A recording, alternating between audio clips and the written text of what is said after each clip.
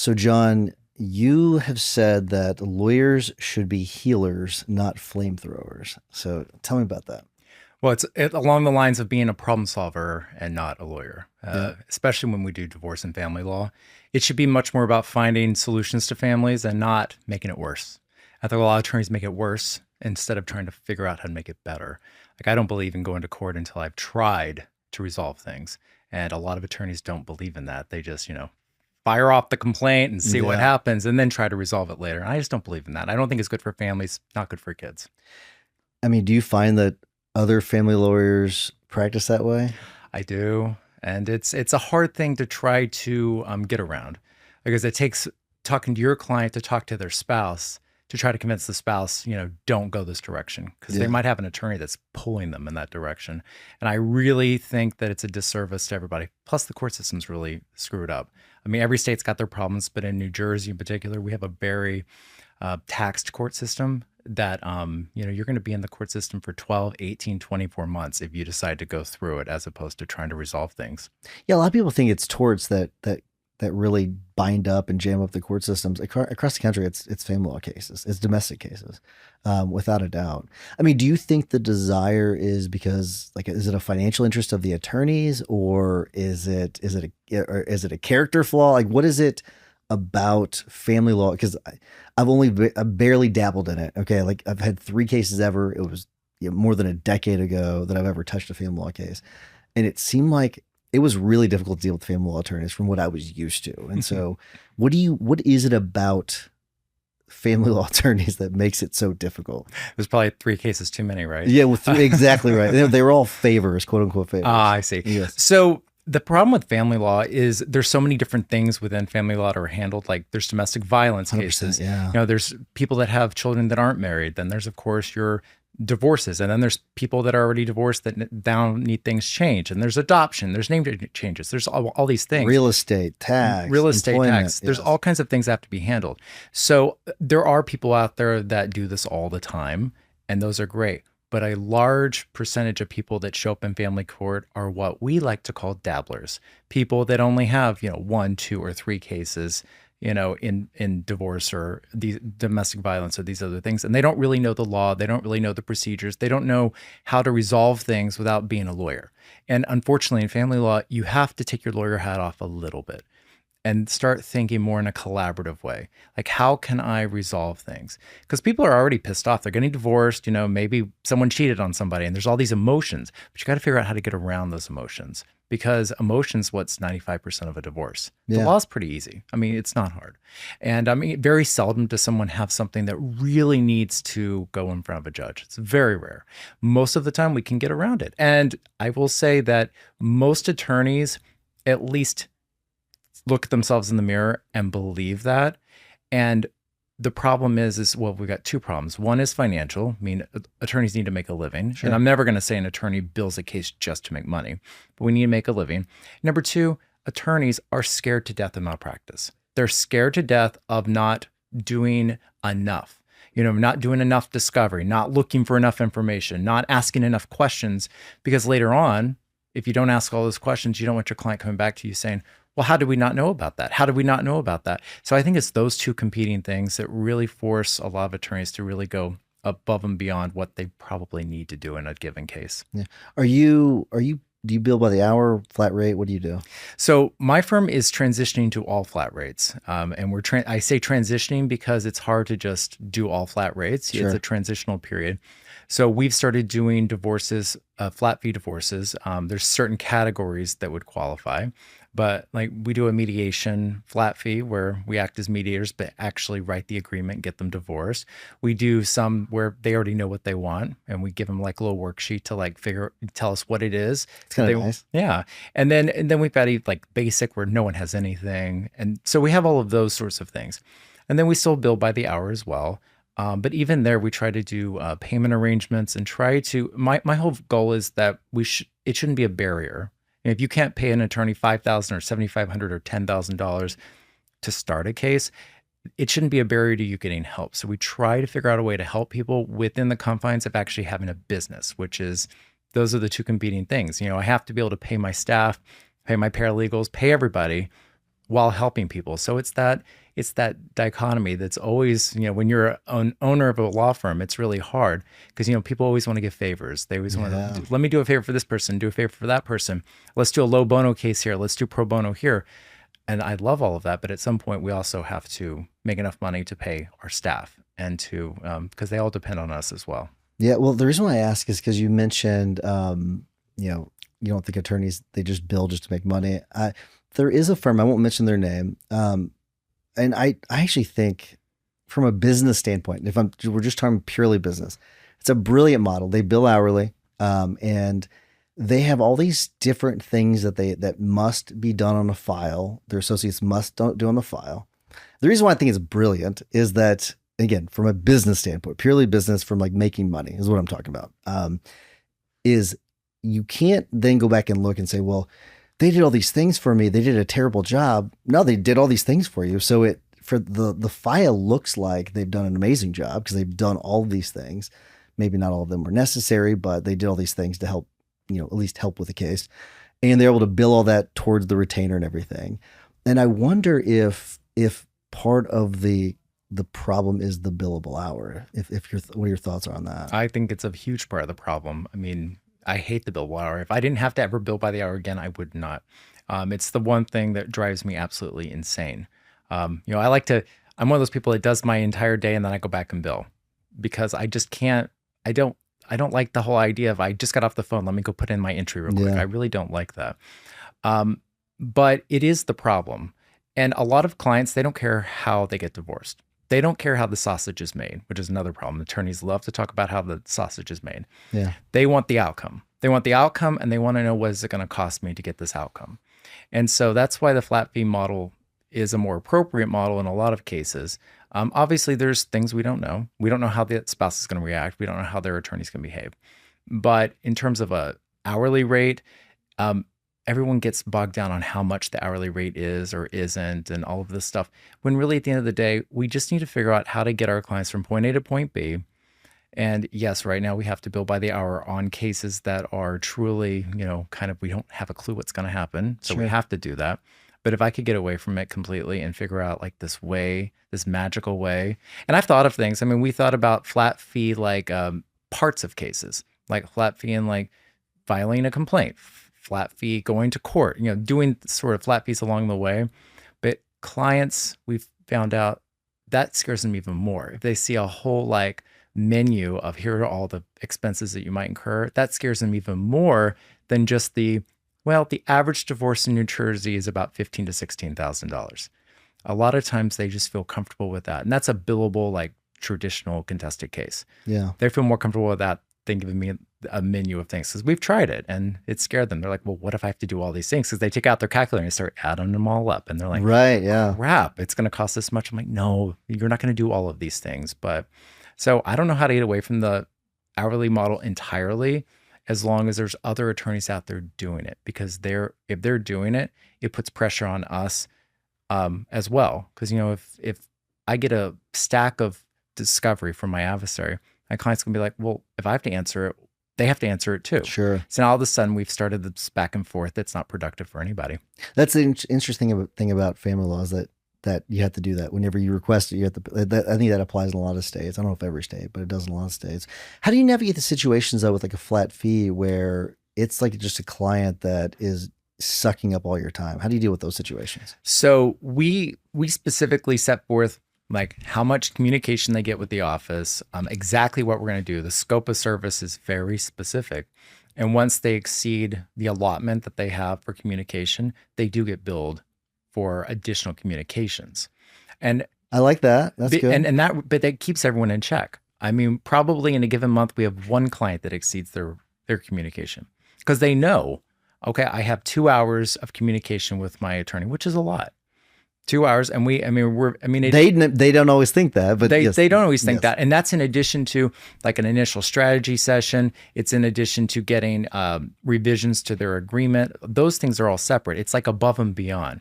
It's like those little like nagging questions that clients like to ask. They wake up in the morning and they have this, this question that has nothing to do really with anything, but they want to talk to somebody. Sure. So we've done that, but the clients love it. The clients that have gone through the flat fee are so happy because they've talked to all their friends that haven't, and Yeah. they know that they got a good deal and they got divorced, and now their spouse and them aren't killing each other. Their kids are happier. Everything is a better situation, and they saved a lot of money. Yeah. They know what the cap is unless they over communicate. Right. You had mentioned attorneys care too much about talking about how the sausage is made. I think I might slightly disagree, but so I'm going to ask you more about that because don't you find value from like just a marketing standpoint of demonstrating the value that you've added? Well, certainly if you're billing by the hour, you have to, Yeah. because you have to justify your bill. But if you're doing outcome-based billing, like flat fee billing, you don't need to do that because they're paying for the result. The result is I'm going to be divorced, I'm going to have an agreement, and it's going to be done in this period of time. But if you're billing by the hour, of course, you have to justify everything you do. You know, every phone call, what was it about? Every email, what was it about? Why'd you talk to the adversary? Why'd you send that letter? Why did you do this? Why'd you do that? So when I say don't talk about how the sausage is made, I'm talking like at the beginning of the case, attorneys like to sit down with clients and be like, oh, first we're going to file a complaint, and then we're going to go to court and do this, and then we're going to do that, and then we're going to do this. And they don't understand clients don't care about those things at the beginning. I mean, as they're getting billed, of course, they want to know what's going on in their case. But at the beginning, they don't care about that. They want to know, what are you going to do for me? How are you going to help me?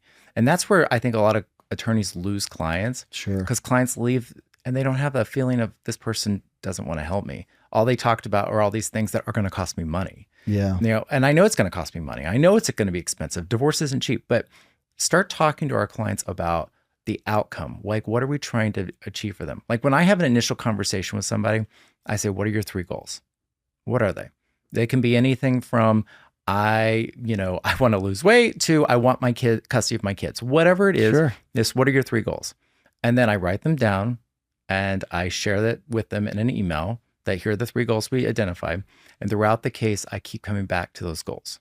So when we get off the beaten path because their spouse did something stupid, I come back and say, well, listen, your goal was to get this thing.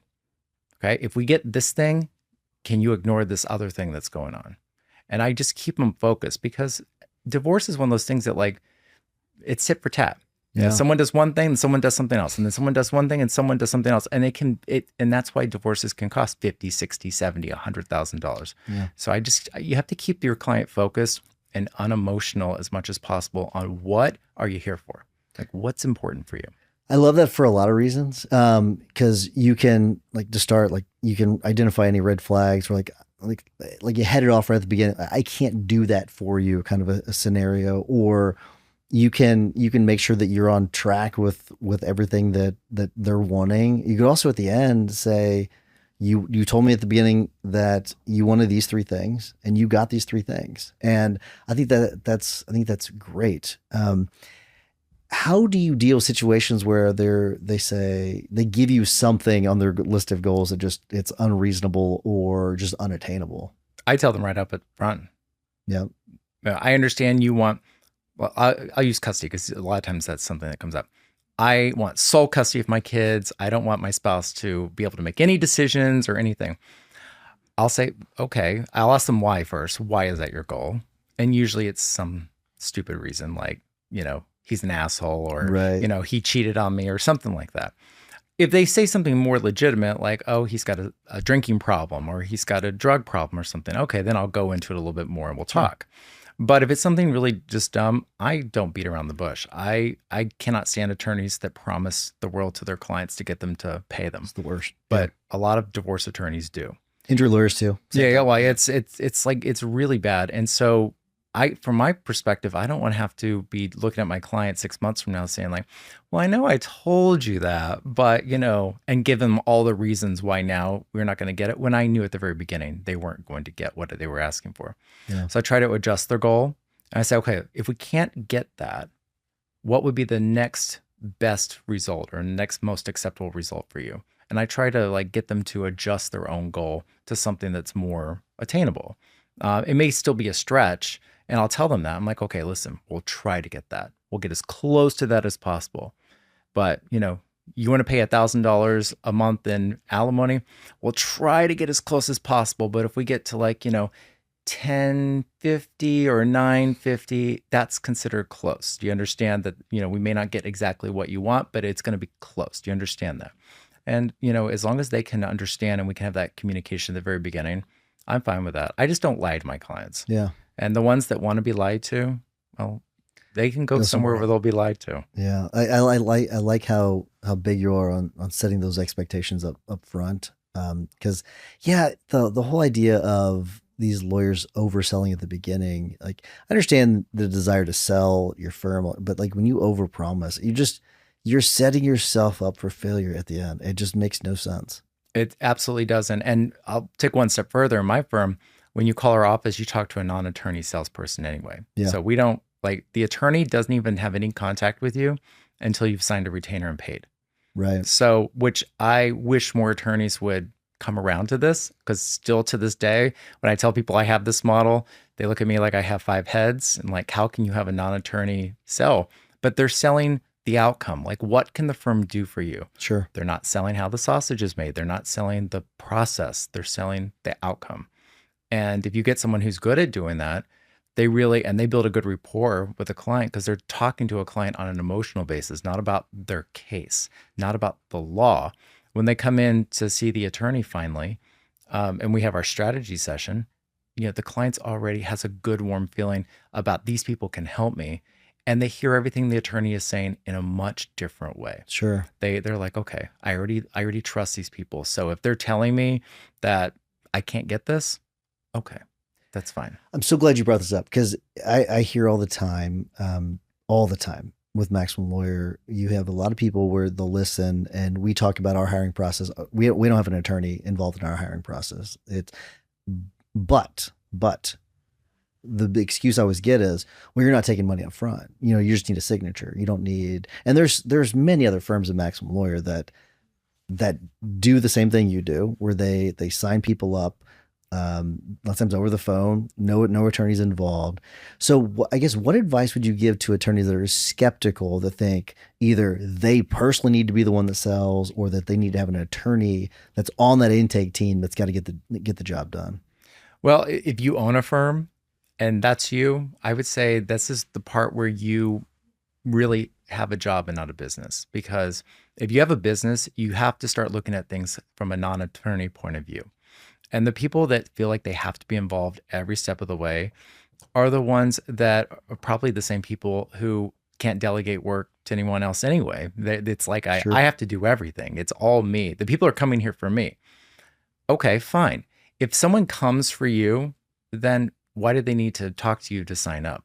They're coming because some trusted person or someone out in the world said this person's great.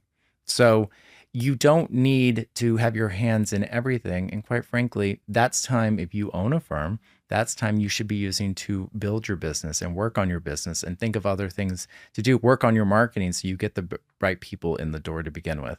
But I really feel like you just need to talk to someone who has the model. Yeah. Because there's more and more people that do. I know it started, I know a lot of like immigration firms and people like that do it, which I think people think that makes a little bit more sense. Family law, is like a little bit more complicated, people think, to do it, but not really, because you're talking about people in the most emotionally like damaged person they probably have ever been. Yeah. And they're coming in and they just want someone to hear them. And that doesn't have to be an attorney. And quite frankly, if you are an attorney doing those, a lot of attorneys do them for free, which even drives me even crazier. Like, we actually have a policy. Like, if someone wants to talk to an attorney, we just do a paid consultation. Oh, interesting. And we just say, fine, you really want to talk to an attorney because, you need to know before I sign, I need to know what my alimony is going to be or whatever else they want to know. We just do a paid 30 or 60-minute consultation and they pay it. They talk to the attorney and then our non-attorney salesperson follows up and then usually signs them up after that consultation. So if someone really needs to talk to an attorney, we'll do it. Yeah. But I would say that's a very small percentage of the people that sign up with us, maybe 20% or less. I'm very curious, and you may not know the numbers, but it's off the top of your head what your hunch is. I wonder where do the worst clients come from? The ones that sign up through the non-attorney salesperson, or the ones that insist on talking to an attorney before they sign up? I don't know if I know the answer to that. I would love to know the answer. Yeah, I never even thought about it. I would say are the clients that are the let's say not A clients that we have, are typically the people we get from cold Google ads anyway. Sure. So a lot of them are hot to trot. So a lot of them will just sign up immediately because they need someone, because they just were served with a restraining order, or they just got a complaint were served with a complaint. So a lot of them, so now that I'm thinking about the ones that actually have consultations, sometimes are a little bit more they're thinking about things a little bit more, and they just want to give it a little bit more thought, which there's nothing wrong with that. No, not at all. It drives me crazy. I'm in a lot of masterminds and things, and every time I have like a call with somebody, and it's like hot to trot, like, give me your credit card right now. I'm like, okay, I'm going to ask questions first, Sure. and I need to know more, and then we'll do it. I mean, so I look at it I try to look at everything from my perspective too. Like, is everyone just ready to give someone, a credit card for $5,000 over the phone? Not everyone is. Some people are like, listen, I did my research, I'm ready to go. Sure. Other people are like, let me think about this a little bit. And so I don't begrudge someone that wants the consultation. Now, there are people out there that the consultation's so that they can hear what they want to hear. Right. And a lot of times those people don't even sign up. And those are the ones, everyone in my office my attorneys get upset. My non-attorney salesperson gets upset. And I'm like, listen, you make more money with the people we don't bring in than the ones we do. 100%. So I'm like, if they didn't hear what they wanted to hear and we're never going to be able to make them happy, what do you think is going to happen down the road? Yeah. So a guy used to rent office space from a great personal injury attorney in St. Louis. He used to always say that you make more money off the case you don't take the ones you take. Same thing you just said. I've never heard anybody else say it. So I think it's great. I love hearing you say it. I want to know, when it comes to hiring for that position, the non-attorney salesperson, what are you looking for in that position? Because you just can't pull any person off the street to do it. You can't. I'm on my 6th one right now. Okay. So it's taken a while to find the perfect person. Right. Yeah. And I have her now. Oh, nice. So before her, hopefully she doesn't hear she'll be happy. She might want more money. And everyone before her was a man. Like, I had men before her. Yeah. And I was looking for someone who was selling something, particularly something that had some level of value. Like, just someone who's been used to selling a product. Okay. So that's kind of who I was looking for beforehand. And then I put them into sales training. I have a sales coach that I have helped train these people. And they've all did fine. Sure. They all did fine. But I realized men don't have the same, not all, some men do, but a lot of men don't have the same empathy that women do. Yeah. And on these initial calls, no matter who it is calling, you need to have a certain level of just empathy. You draw that connection. Yeah, you need to have a little bit more of a connection. So, the person that I found was not someone who had any sales training whatsoever, but she had been through a divorce. She'd been through a particularly difficult divorce. So she can really relate. Yeah, and she, has children, and she was really, she didn't want a job. She wanted this job. When I talked to her, she was very much like, had read about what we were doing as a firm, these flat fees and trying to change the way that people get divorced.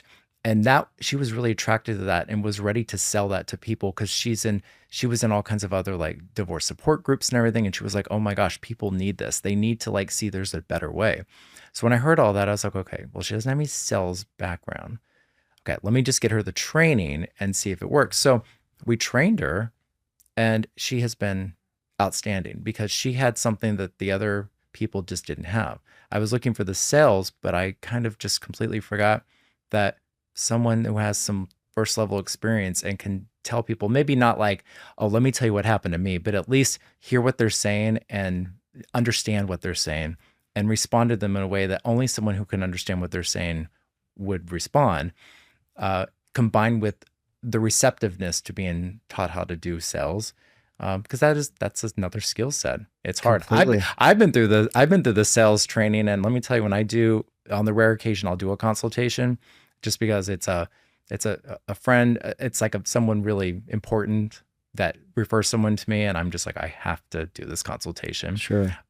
Even I get into my attorneyness too much. I lose track of sort of the sales script, and the sales script is not anything bad. It's just, you want to keep people on track, 100%. get only the information that you need so that you can explain to them how we can help them or whether we can help them. So really I think anyone, especially in divorce and family law, you got to find somebody who just understands what people are going through and is receptive to learning how to do sales. So if you can find someone with those two skills, I think you've got someone that you could probably will do a really good job. Yeah. Can you think of the name of the training, the sales training? Because I think people would love to hear what that Yeah, it's is. S3. S3. Okay. Yeah. How'd you learn about that? Um, trying to think where I was in a coaching program for a long time where I learned about a lot of these things. Will not be named, and nothing bad to say. It's just don't need any advertisements. So I learned about S3, and it's really good. It's like just a very systematic, specific way of selling. And what I really love about it is they have like weekly dojos where like she gets on for an hour and she just practices parts of the sales conversation with another student so that they can That's practice fun. outside. And I love that. And they get feedback from instructors. But I just really, and she doesn't follow it to a T, and I told her she doesn't have to. It's just a good foundation. And just you need to always, it's like a skill set, any skill set. You got to keep working on it, keep working on it. You Yeah. get better and better and better. So is that something do you have like regular training scheduled for her so she Yeah. gets better? That's Yeah. awesome. But I have someone who knows what they're doing, trainer, Yeah. not me. And that's another thing. Attorneys, we all think we know everything. I don't know anything about sales, so I have someone else do it. Just like I don't know anything about really much about marketing. Yeah. So I have someone else do all of that too. So you have to, hire the right people so that, or at least get the right coaches and people that can help you. I love that. That's really good. I'm going to shift gears, and Mhm. you have something called. Make sure I get the name of it. Is it Divorce Playbook? Is that what it's called? And what is the Divorce Playbook? I want to make sure I've got that. Is that what it's called? Well, I mean, we have a divorce playbook is just something we give people that helps them understand mediation, but you might be referring to Divorce Shield, perhaps. So I also do like a men's divorce coaching. Because I want to get into that too. Yeah. So okay, so let's talk about that then. Yeah. Because we can get back to the Divorce Playbook Yeah. if it comes up. But yeah, talk about that. Yeah. So during COVID, I just sort of wanted a different way to help people. And I've been talking to all of my male clients, and they've all had very similar issues. Yeah. Really struggling with the emotion of going through this and not having people to talk to. Us as men, we're really bad at talking to other guys. Just kind of bottle it up. Yeah, we don't want to. And there's a lot of guys that live in like rural America, like in small towns where everyone knows everybody. They don't want to talk to anyone about what's going on. So I decided to basically form a group online of guys that can just join and talk to each other. And then stemming from that, I was like, listen, as an attorney, I know what they need to do to prepare for divorce. Like if they have time to prepare, I know what they need to do. Like, for example, they need to learn their kids' friends' names. They need to know who their kids' teachers are, who the principal is, who the pediatrician is, who their friends' parents are. They need to learn, I'm just giving you an example, some basic information that they need to learn. That if they don't know it, it's not like they're not going to get custody, but it's going to make it more difficult whenever their wife says, "Oh, he doesn't even know who, little John's friends are." Yeah, I do. It's this person, this person. Like, it's just little things that as guys, particularly if you're like you're working hard and everything, maybe you just don't know. So I came up with like a program where people can sort of put all these pieces together, everything from learning information, organizing finances, to protecting yourself against bogus domestic violence claims, which is another big thing. And then actually start looking towards the future. Because I feel like the people that have the worst divorces are the ones that are so caught up in the moment. They're so caught up in what's going on that they can't even see that light at the end of the tunnel. They don't even think about it. And those are the same guys. Women do this too. Same guys who, drink too much. They get out of shape. They sit around and mope around all the time. And then it makes it harder for them to even agree to something in the divorce, even something reasonable, because they're just so distraught about what's going through. So I formed this, and then I sort of became a men's divorce strategist. I don't like the word coach. So men's divorce strategist. Well, I was going to use the word coach. So strategist, I like that. Yeah, I don't like coach because I mean, although men do respond to coach, they understand. I explain it to guys all the time. I'm like, I'm just like a basketball coach. I'm on the side. We drop the play. I send you out in the court. If it doesn't work, come back over. We'll drop another play. But I really concentrate on the strategy of it. Like, how can I help guys prepare to go into the divorce process?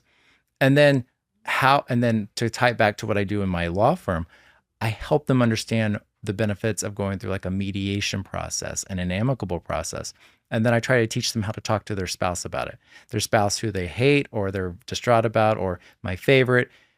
She told me she wanted a divorce and I had no idea this was coming, which is, I mean, Do you believe that? No, I've never believed it one time. And every guy that I've ever worked with knows that I think that line's just a bunch of nonsense. It's just you weren't paying any attention. I like your focus on the after too. So you're prepping them for it, but also the after. We had someone on the show recently, and the name of her firm is Happy Ever After, which I think it's a great name. Really is good. So you do the strategy, and can you do this with anyone across the country because of the way you have it set up? Yeah. So I work with any guy actually anywhere in the world. I've had guys in other countries. Oh, incredible. But I won't work with anyone in New Jersey because I just feel like because I practice law in New Jersey, I don't want any unintentional conflicts or anything that might arise. Okay. So, but I have other people in New Jersey I'll refer someone to. Because if someone in New Jersey wants my help, I'll just say, listen, we'll do some of the strategy and coaching and all of that as part of you being a client of the law firm. So that's sort of it's just easier to do it that way because it gets too complicated, Sure. Doing both sides. And, but yeah, I work with anyone. I try to only work with about 20 guys at a time. Just because. So you really okay? I thought it was more like a bigger thing. So you're well, really no. limited. I one-on-one work with 20 guys. Gotcha. So I have an online course too that guys do. It's basically just it's like 4 modules that they can like sort of figure. How do people plug it? How do people find that if they want to? So mensdivorcenetwork.com. Okay. Has all the information about the programs, and the coaching program with me is very much a application process because I'm really big on, I only want to work with people I can help. And sometimes it's very obvious that it's somebody that they need more like a mental health professional and not a coach. And there's a difference between the two. And there's a situation where someone would need one and not the other. Sometimes people need both. Sure. But I try to most guys I talk to once a week, and I run a law firm. So it's kind of like I'm spread too thin everywhere all the time, Yeah, but part of being a law this firm. is what I love. I love talking to these guys. I love trying to help them untangle, how am I going to be okay? Because I've been divorced too. I'm a divorce attorney. I've been divorced. So I try to come at it from that perspective. I'm also a father. So, that too, most guys are scared of the same things. Am I going to lose all my money? And am I going to lose my kids? Yeah. Almost every guy's scared of those two things. So so it's easy to come to a place where you can just sort of talk to them about those issues, because if you don't resolve them, if you can't get a guy to sort of, or a girl, or a woman to understand that they're going to be okay, that they're going to be able to get through this, that they need to concentrate on something bigger than the divorce.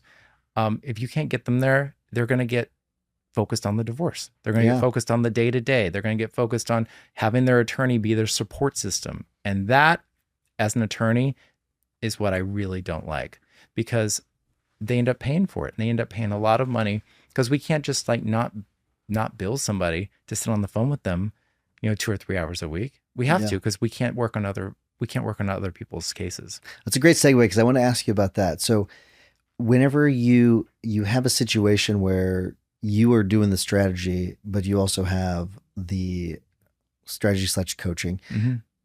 Maybe they already have a lawyer, or maybe they do need a mental health professional. How do you deal with those situations? And do you find that the attorneys are open to this, or do you find that they're opposed?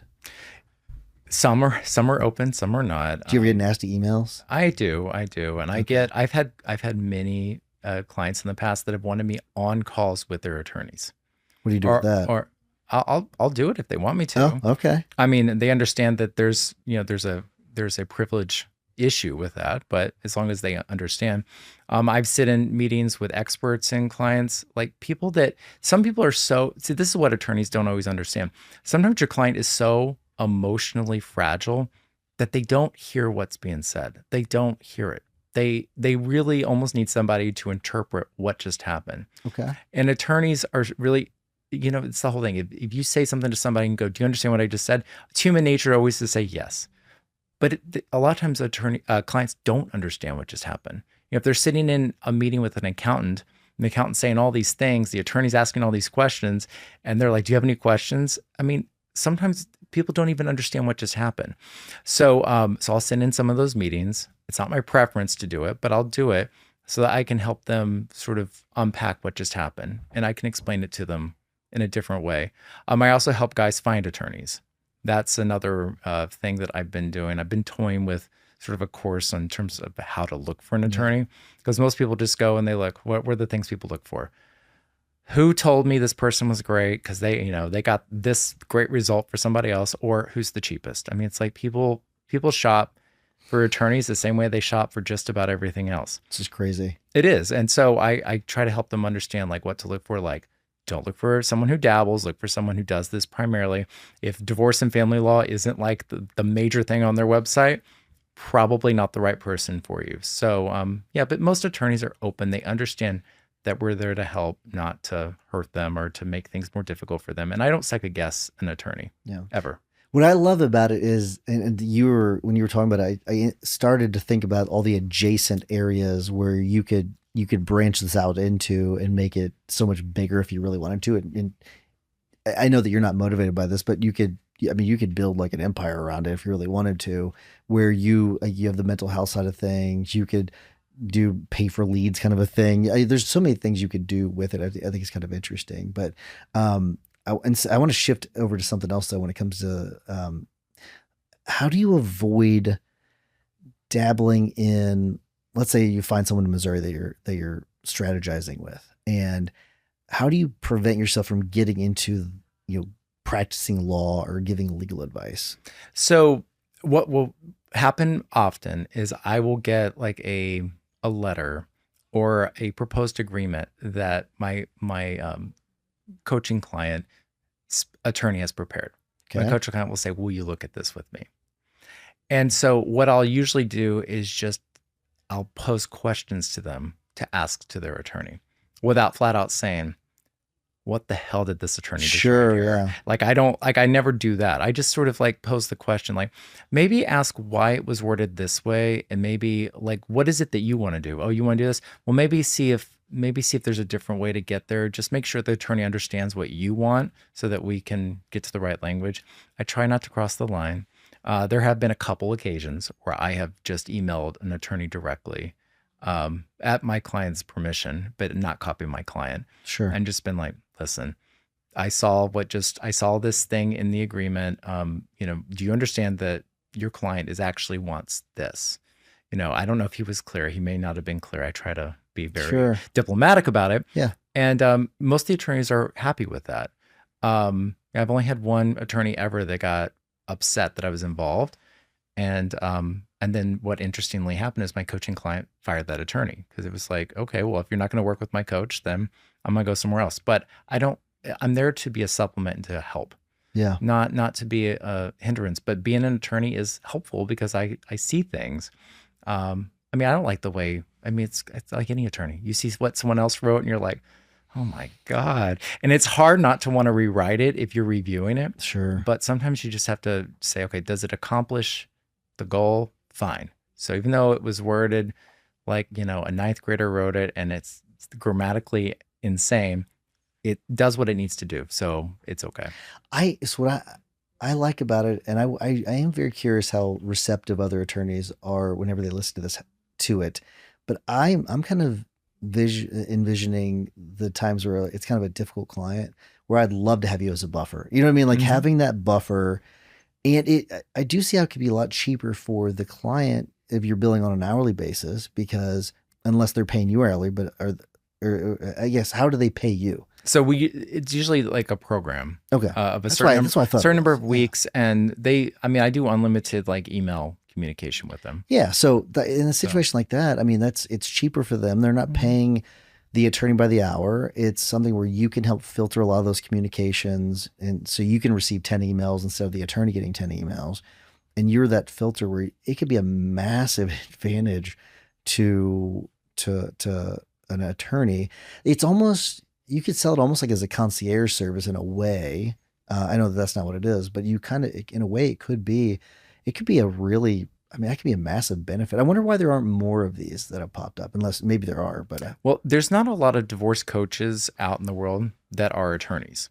I mean, most divorce coaches, well, anyone can call themselves a coach. Sure. It's like just plop it. so there are divorce coaches. There's There's a lot of divorce coaches out there, but a Really? lot of them don't really understand divorce. yeah. So a lot of them became a divorce coach because they had a bad divorce themselves, Mm. or they went and got some accreditation from I don't know who's accredited to do this sort of thing, but whatever. And so they don't really have the full background of like every step of a divorce and everything that's happened. Like I've been a divorce attorney for 22 years. Yeah. I've done I think around 1,800 divorces, something like that. It's a lot of divorces. Yeah. So I mean, at this point, I mean, I've seen everything, I've done everything. So so when I coach people, it's with that background. So there's a lot of people out there that don't have the background. And so I think attorneys would be a little bit more skeptical of someone who maybe they don't think knows what's going on as much, sort of being in this role. Mm-hmm. But, when they're talking to someone who is an attorney, but not acting as an attorney, at least then, like I've had attorneys help me convince our mutual client of something. And a lot of times I agree with the attorney that they need to be convinced of something. And so there are times it's a good supplement. But you're right. I mean, like, here's the thing I do more often than not. I just got this email from my wife. This is in the middle of divorce. Mm-hmm. Just got this email from my wife. Can you look at my response and tell me if it's okay? I get that probably 5 or 6 times a week.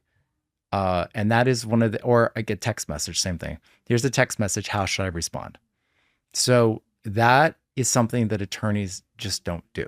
Right. I just don't do that because they always see the aftermath. They always see after the emails was sent and then, oh, look what your client sent, kidding. Yes. So I do that a lot and I help them rewrite things. And the goal isn't not to like hold their hand, but the goal is to help them learn how to communicate, learn how to put things through. And I love AI now because now I can like tell them, take what you just wrote, dump it into Claude or ChatGPT or Grok or whatever you want to use and say, can you rewrite this in this particular tone or that particular tone? Sure. I mean, so I'm trying to help guys understand that, use all these tools. You may be pissed off, but AI can make you seem less pissed off. 100%. So let's make you less pissed off, which will probably upset your wife even more that you're unemotional, but that's better for you in the long run.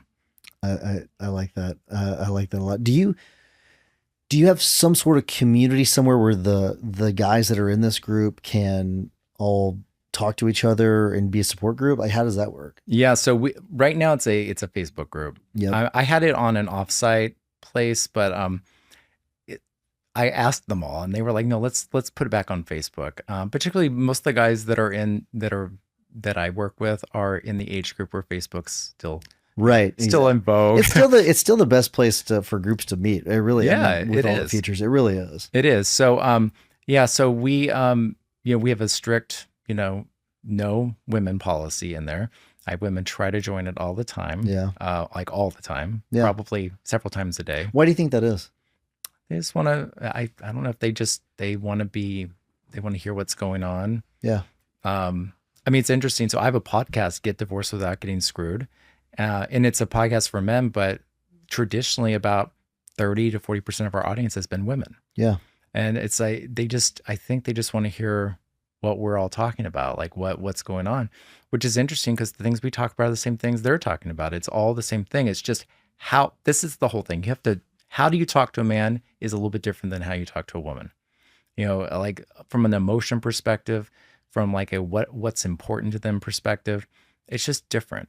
And so, when you go back to coaching, there's a lot of coaches out there. Vast majority of them are women, and it's just one of the. I mean, I don't know this statistic for sure, but just knowing because I've been out in the community a lot, I'd say it's probably 70 to 80% are women, and because of that, most men they might have a female divorce attorney, but when it comes to someone they're going to talk about, how they're feeling about things, they might not want to do that to a woman. Yeah. So I kind of, there's a lot of reasons out there why this group is probably doing very well. Cause I haven't really, it's funny, for years, I didn't do any kind of advertising. I didn't do anything. It grew by word of mouth. It just grew very organically. And that let me know that there was something that was missing in the world, that people needed this community. And now, like, I stay in this group for, post-divorce, and they'll talk about, what's going on, what happened at this holiday, what happened at that holiday. My ex-wife just did this. What do you guys think I should do? And I chime in every once in a while, but it's like they just all are talking to each other now. And it's a thing of beauty, and I love it. That's pretty cool.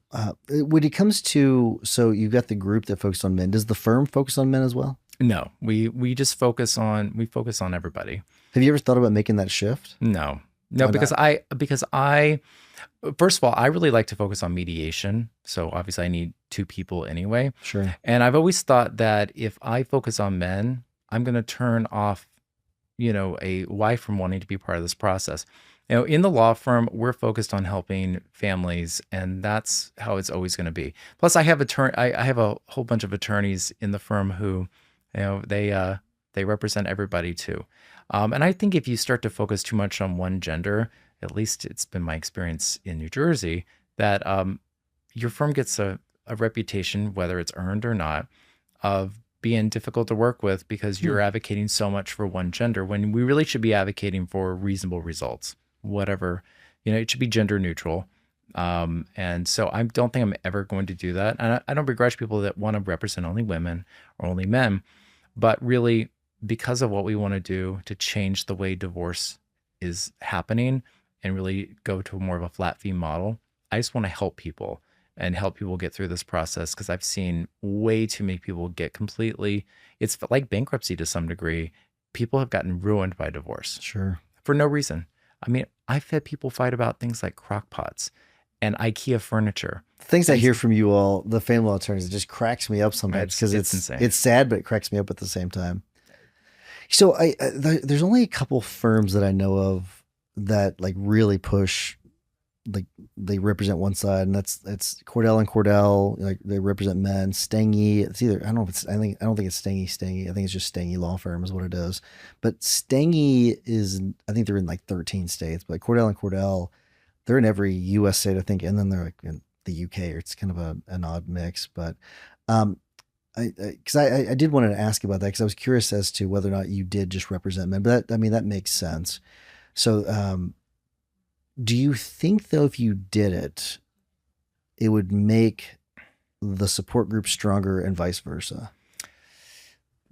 Maybe. But what's interesting is the law firm itself is really not, I'm less associated with it in general, which is by design. Good. Because I want the law firm. I mean, I do have aspirations that this law firm will be in other states soon, because it's really building a model of how we can help people get through divorce, and it's less about me. I mean, I don't litigate anymore. I've been into 2 courtrooms since COVID, so I don't litigate Very anymore. nice. So it's not really so much about me. So I want the firm to really do this. Now, as a divorce strategist, it is about me. I mean, that's who I am. So that's a little bit different. So I've never really considered this. I mean, I would do it if everyone in my firm wanted it, but everyone's more satisfied with trying to find ways to help people, and that's really where we're going to stay. I mean, I would say in our mix is about 50-50 as it is. And quite frankly, it depends on who they are, but Sure. some of my most difficult clients I've ever worked with have been men. It's really an interesting thing, but I don't begrudge people that want to do just men and just women. We have a lot in New Jersey that focus on only one side or the other. We have a Cordell and Cordell in New Jersey. But we have other smaller firms that just do one or the other. And I feel like their taglines are always very gender specific, like, Sure. like helping fathers, not lose their kids and stuff. And I just think sometimes it kind of flies in the face of trying to find reasonable solutions to divorce problems, which just means we should come at it much more from the standpoint of what's going to be fair to everybody. Because let me tell you something, there's a lot of women now that make a lot more money than men. Absolutely. It's all shifted now. Substantially. Yeah. But I don't think I'm ever going to do it. I mean, Who knows? Talk to me in 5 years. Who knows? I might have changed my mind. We'll do this again in 5 years. Was there some sort of triggering event that led you away from litigation? Because you were heavily in litigation before, and then what made you want to do more of the mediation style? So in 2018, I had a 27-day trial. In 2018? Yeah, in 2018. That's funny because I have a 5-week one. So you and I maybe it was around the same time. So yeah, well, nightmare. I don't know how yours was scheduled, but mine, the 27 days was over 7 months. Oh no, mine was together. So wow, that's how we do things awful. in family court. It's like you come in on a Monday, and then next week it's like a Wednesday, and 3 weeks later you get a Monday, Tuesday, and then 2 weeks after that it's like a Thursday. So sounds like a nightmare. Yeah. So you there's no out. You're constantly living in this nightmare. And having to relearn the facts. Yeah, it's crazy. Oh my gosh. So I had this trial. I had an adversary that was like an ex-prosecutor who should have retired years ago, who made my life miserable. We had a brand new judge who might have been one of the first divorce trials this judge had. Oh no. Everything about it was just horrible. And I had it was in a county too that's in New Jersey that's no one really likes to practice into. So you combine it all together. It was just a horrible experience all around. The decision was so completely screwed up because it took forever. Facts were confused. Things were screwed up. Then we had to go through an entire appellate process. Oh, no. It got remanded back to the court. And that was when I finally told my client, listen, I can't do this anymore. I can't do it anymore. That whole year, I had gained weight. I was beyond stressed out all the time. I was just, because, this case was going on. I still had 30 or 40 other cases all going on too. And at the outcome of it, literally the outcome at the end of the day is something that if someone walked in my office and said, here are my facts, I would have told them this is the outcome. I mean, it was a very predictable, easy outcome that we had to get to. And after that, I was like, I can't do this anymore. I can't do this anymore. I can't, it gives me no joy. And so after that, I've devoted myself to mediation. I have other attorneys that love to go into court and argue, and they love it, and it gives them, gets them excited. Fine. You guys go do that. But, it's the kind of thing where it wasn't so much about going to court in the process for me. It's what I saw happen to this family.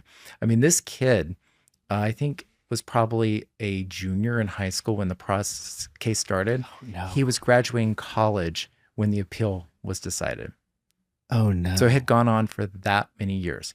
That is absurd. That is ridiculous. And I'm gonna change the way people get divorced if it kills me, because that whole process, I mean, my client, he was the shell of a person that he was before the whole thing started. It was all because he went through this horrible process that was not set up in such a way that encouraged people to resolve things from the very beginning. So right now, people that are the billable rate people are like screaming right now, saying this is why you need the billable hour and not the flat rate. I am so curious. Was that case on a flat rate, or was it on the billable? No. I mean, I'd never do a trial on a flat rate. That was a billable hour case. But I wasn't the first attorney. Oh no. So, and I mean, it's the nightmare case. Well, I come in, I've cleaned up a bunch of cases in the past. I do have a policy. I will never be the third attorney on a case. That's kind of ours too. Yeah. Yeah. I mean, I say that I do have one where I'm the third attorney, but it was a very specific, the first attorney died. Oh. The second attorney, something happened. So there's specific things that might happen, but in that one, I was not the first attorney. And so by the time I got in the case, the attorneys had screwed it up so bad. They had made it so litigious that it was going to trial. So there was really nothing I could do. But if I had gotten it at the very beginning, I'm confident that I would have been able to at least steer it in a different direction than it ultimately went.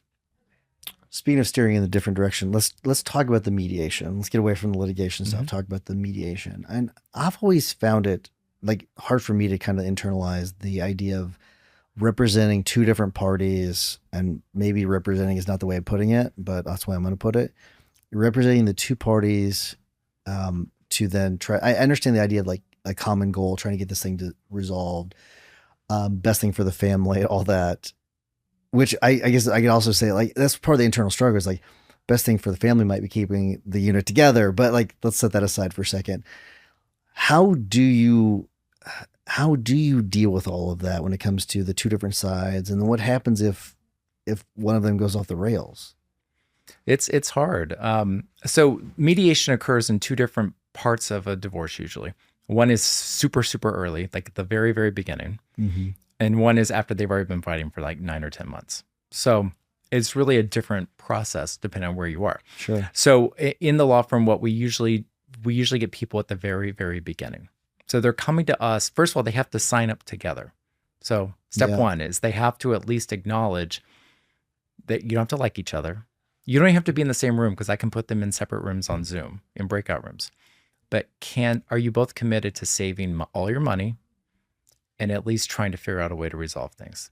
And if they both agree to that and they sign and they come in, basically, I think I haven't succeeded once in 4 years of not resolving a case. Wow. Because they both committed, and I make them give a commitment at the very beginning too. Like, don't say yes to something unless you really mean it. You know, if you need to think about it, let's go think about it. You know, little things to kind of help them. I talk to people all the time who hate each other's guts. You can see it in their eyes. You can see it in the sarcasm coming out of their mouths. Talking through gritted teeth, kind of. Yeah, I can see it.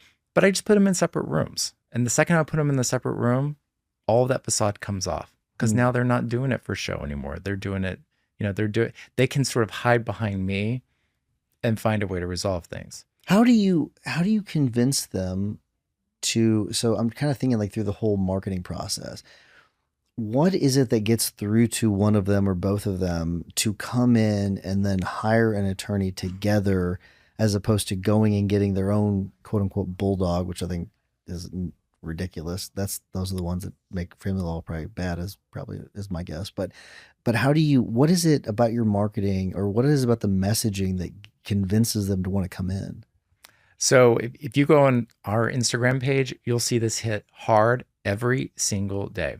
It's one line, you know, here's the mediation program where you get mediation, you get an agreement, and you get a divorce. You get everything done for a little bit less than $5,000. Or each of you can go pay an attorney $5,000, and don't forget Plus. And then the average divorce is about $15,000 per person. Right. So we always, if you look at it and you say, okay, $30,000 versus $5,000, 12 to 18 to 24 to 36 months versus 10 to 14 weeks.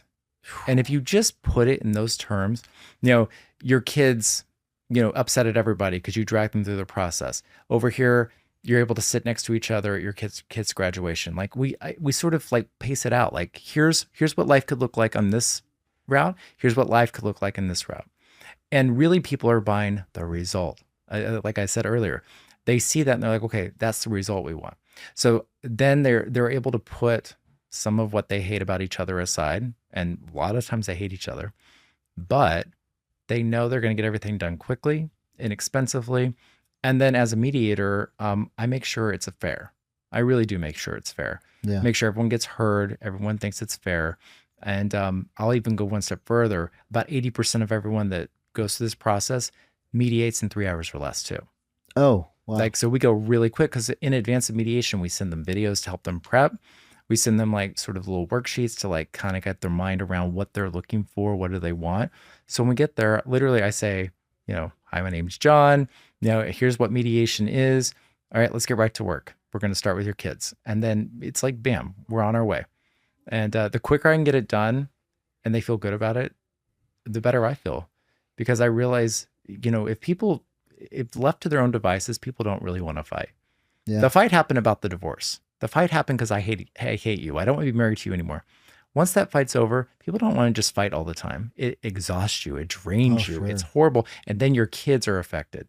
If you really give people a choice, they're going to choose to resolve things quickly. But unfortunately, most attorneys don't believe in that. They believe in, okay, well, hire me. Let's do all this stuff. And then we'll go get a mediator. Okay.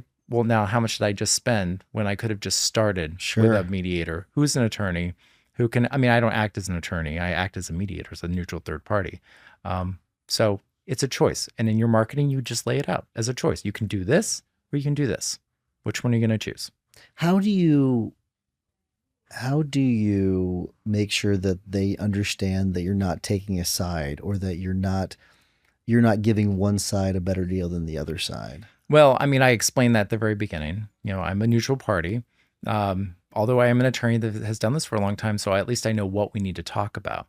But what I end up, if I need to tell somebody, let's get back on the road. You're off-roading somewhere. Let's get back on the road.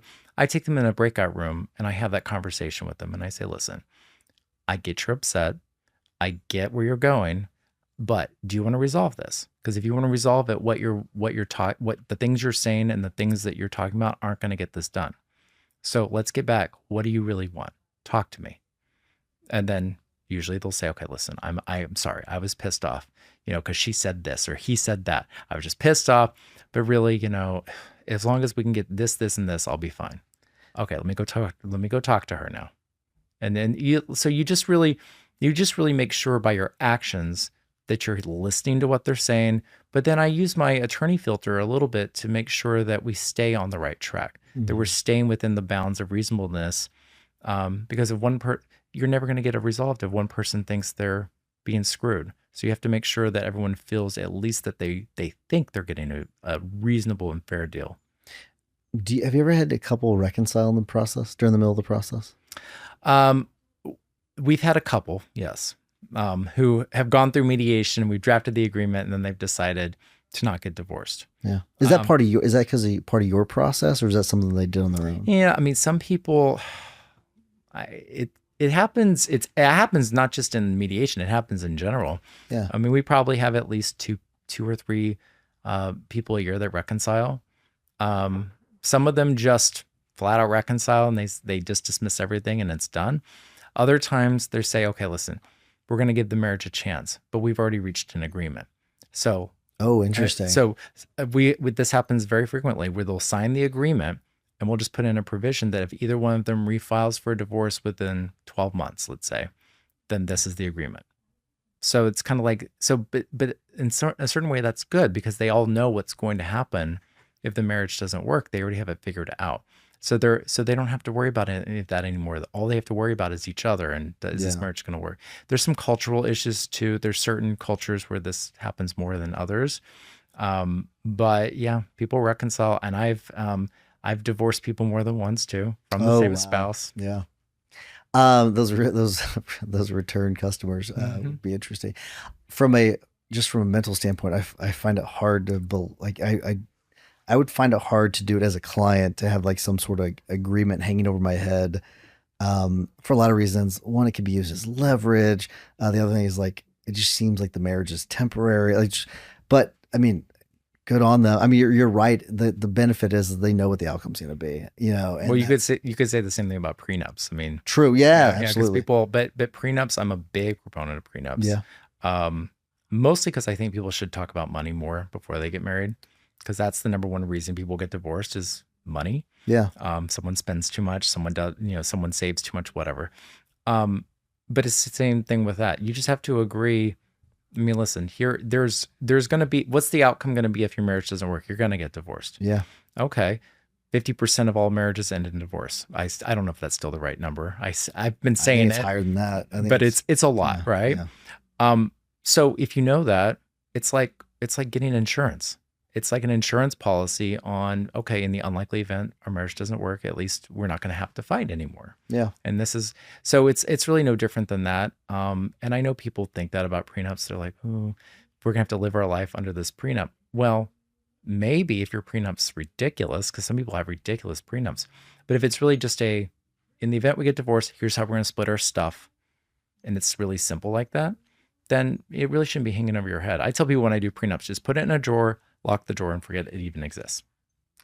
So I think that's interesting. So you've been divorced. It looks like you're married again. I am. And so I wonder, is there anything that you made sure that you did at the beginning?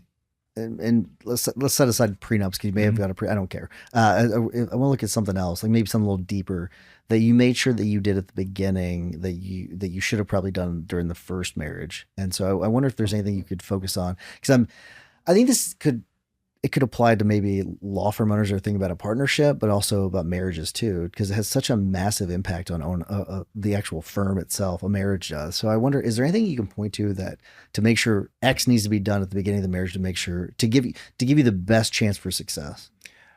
Your visions have to align. Your visions have to align. I've had a partner too in my law firm before. You've got to have an alignment of your vision. When it comes to marriages, often I hear people say things like, I want to travel, my spouse doesn't want to travel. And I'm like, how did that not come up when you were dating? Like, I don't understand. That is a good question. Like, what do you guys talk about? I don't even understand. Like, so first thing I did between the first and second marriage is the same thing I tell everyone to do, which is you have to work on yourself. You have to, whether it's a therapist, a coach, or just self-help books and listening to podcasts or whatever, work on yourself. And you have to identify what happened. Like, what did I do that contributed to my marriage not working? Now, in my case, I got married when I was like my early 20s. So, I mean, pretty young. Yeah. And I think when you get married in your early 20s, I think it's just dumb. It really is. Yeah. But, so, I didn't know who I was. So it just kind of, that one you can excuse a little bit, but my new spouse, it's really more of we just talked a lot more about deep things. Like, where do you want to be in 20 years? What's your view on money? Like, do you want to save a lot? Do you want to spend a lot? What kind of house should we be living in? Children. Do you want children? Do you not want children? Travel, like eating out, like all these things that like people just don't really talk about. We just make assumptions, because people are just playing along when they're dating. Yeah. They just play along, but you're going on trips to Aruba. Well, maybe one person hates going on this trip, but it's happy times. Yeah, but it's happy times. So people just don't have enough of those intense conversations. I think maybe everyone should go through some kind of premarital counseling. Sure. But I like the prenup in that it forces you at least talk about money. It just makes you talk about money. It makes you talk about, whether your agreement, most people just agree that I keep what I had coming into the marriage, you keep what you have, and everything else we split. Most prenups say that, by the way. Most people probably think prenups say you get nothing if we get divorced. That's not what most prenups say. But at least we all know, going in, here's the deal. At least I get back what I had before we got married. Okay. Which sounds pretty reasonable. And the law is a little bit more difficult if you don't have a prenup, it's a little bit more difficult because you can commingle and stuff. But I just think I knew what I did wrong, what the things that I didn't do well in my marriage. And then I also realized that I just married somebody who ultimately was very different from me from the very beginning, but glossed over those differences for years because we had a child. And you have a child, and it's easy when you have a child to gloss over, imperfections in your marriage. So people just don't communicate enough. And then you have to work on yourself. And people don't work on themselves enough. True. I mean, as you've probably talked to a lot of people, that there's so many people out there that can help you sort of look inward and figure out what's stopping you from being the person you really need to become and all the things that hold us all back.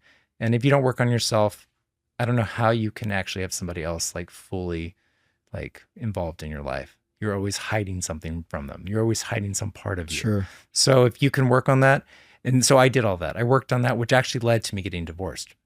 Oh, wow. I started doing all of my, I started doing all of my improvements, my self-improvements, and working with coaches and people to sort of identify.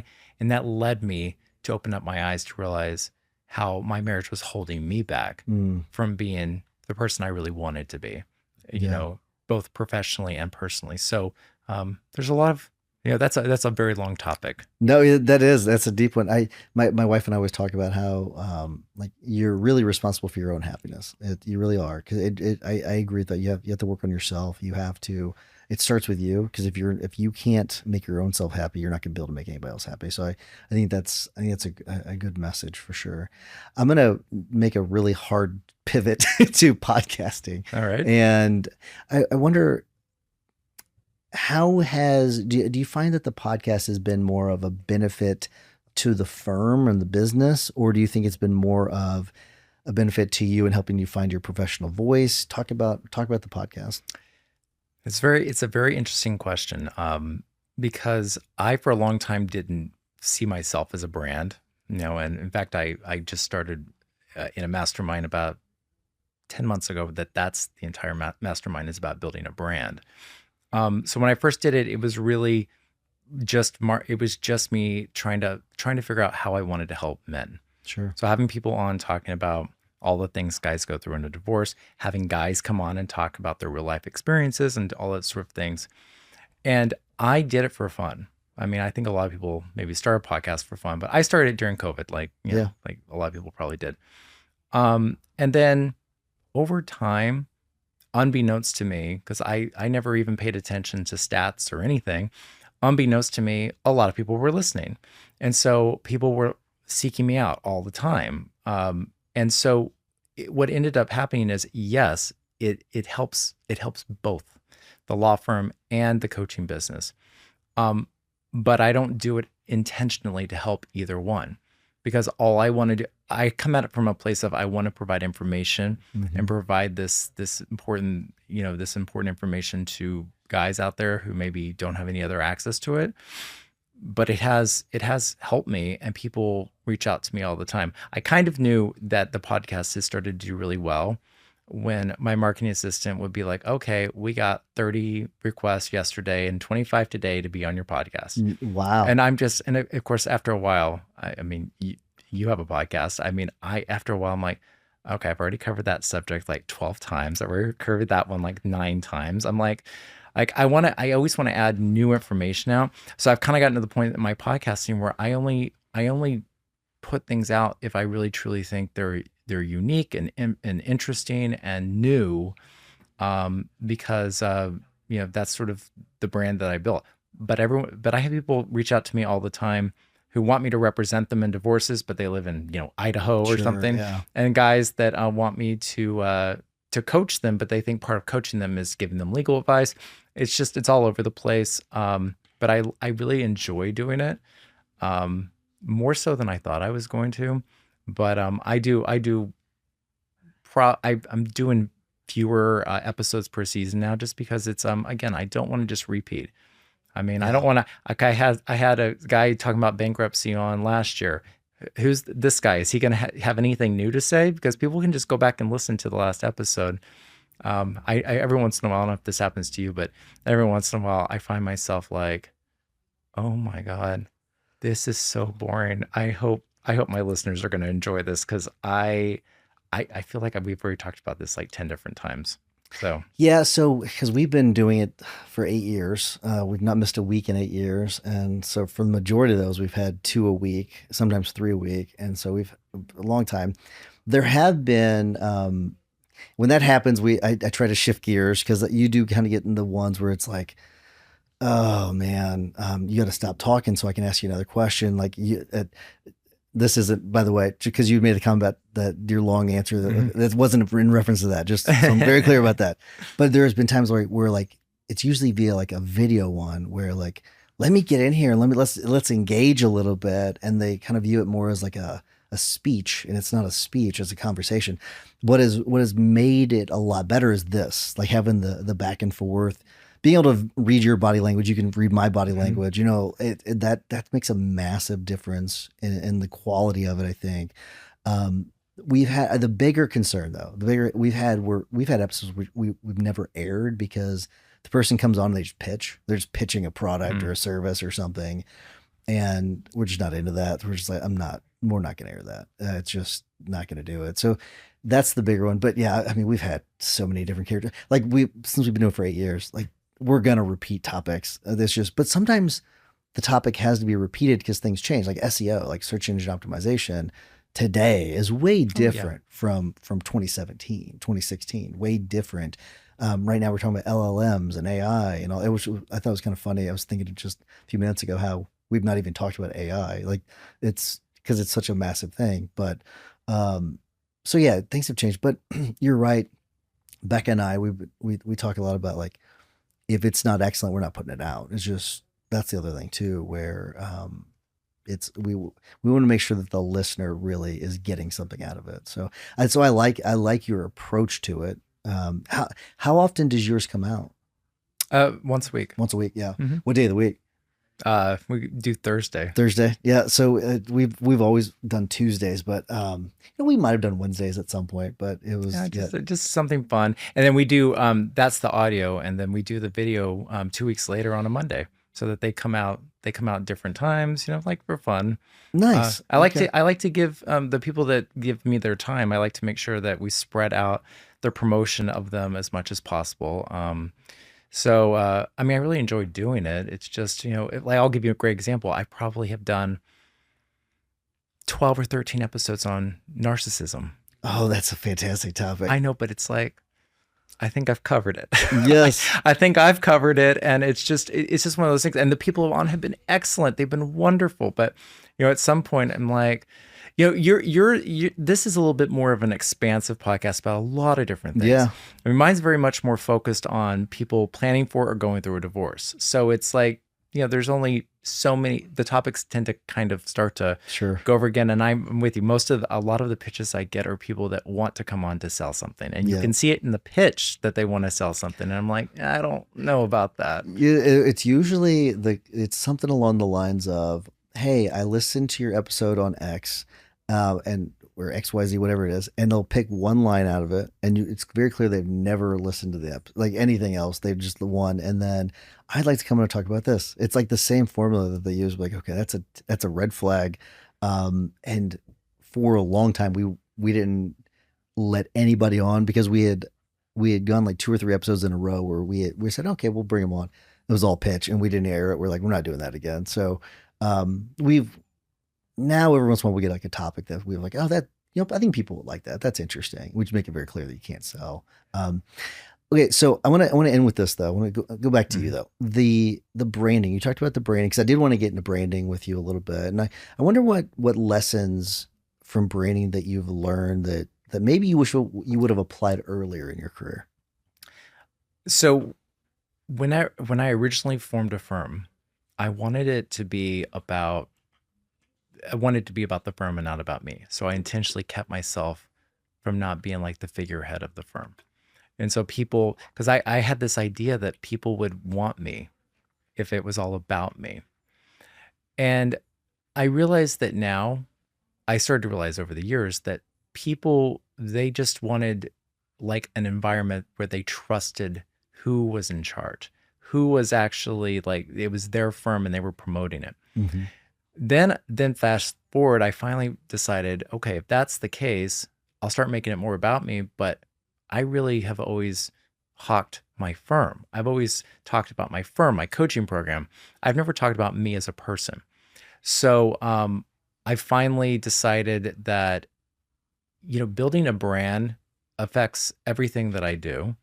I also had a cookie company for a while. I mean, so it's just a way to get rid of stress from doing all this crazy stuff. So basically, but creating the brand just sort of goes through all the things that you do. And it becomes about people trusting you and who you are, no matter what it is that you're helping them do and helping them with. And so I joined, I think I said this earlier, I joined a mastermind that's the entire purpose of it is sort of helping be seen, helping you build a brand. And I've learned so much about what that actually looks like. And a lot of it's been very uncomfortable for me. Sure. I mean, I've always been guests on podcasts and done things in the past, but I've had to up it a lot now. And really, I've been in all kinds of articles talking about my personal life. And there was an article that came out in the Guardian a couple weeks ago that was about how my spouse and I met. Like, it has nothing to do with anything other than just me.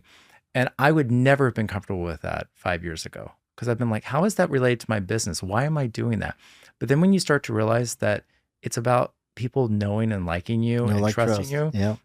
and it doesn't really matter what it is you're talking about. They just have to know who you are. And so like people listen to the podcast and then I talk to them, they literally to a person will be like, I feel like I already know you.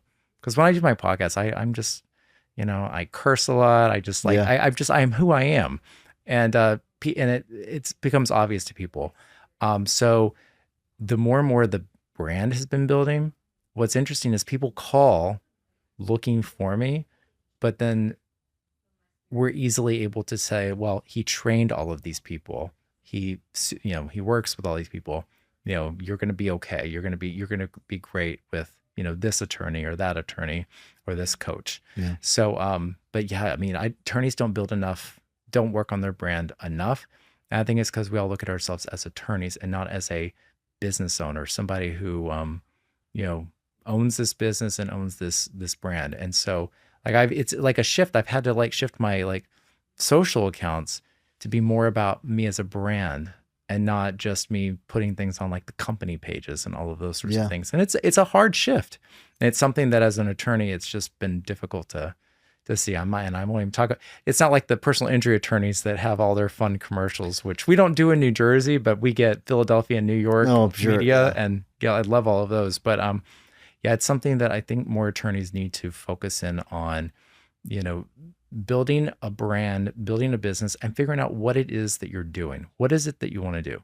Yes, we all practice law. Yes, we go to court. Yes, we represent clients. But what is it you're doing? What is it that you really are offering the world that someone else isn't, or that you're trying to, like for me, it's really about changing the way people get divorced.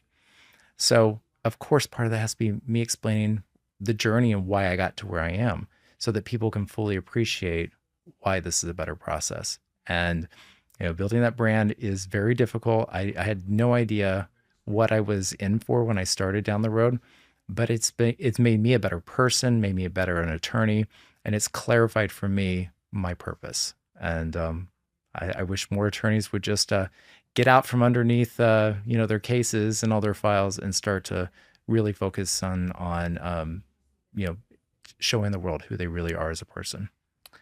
I can't think of a better way of ending.